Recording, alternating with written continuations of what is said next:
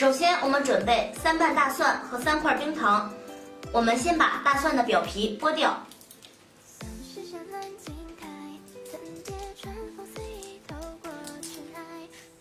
接着我们用刀把大蒜拍碎。好了，我们让大蒜静置15分钟。这样可以使大蒜中蒜氨酸与蒜酶在空气中充分结合，产生大蒜素，而大蒜素具有很强的消灭病毒和杀菌的能力。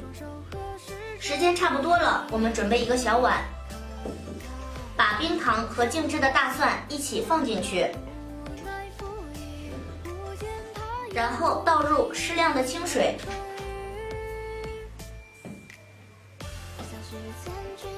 现在我们就可以下锅蒸了。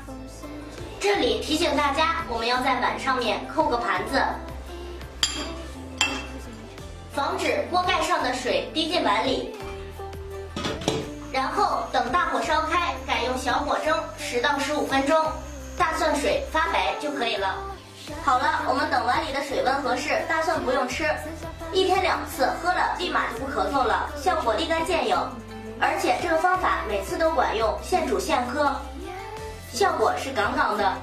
中医认为大蒜性温，入肺经，有止咳、杀菌、驱虫等功效，可预防流行性感冒、流行性脑脊髓膜炎。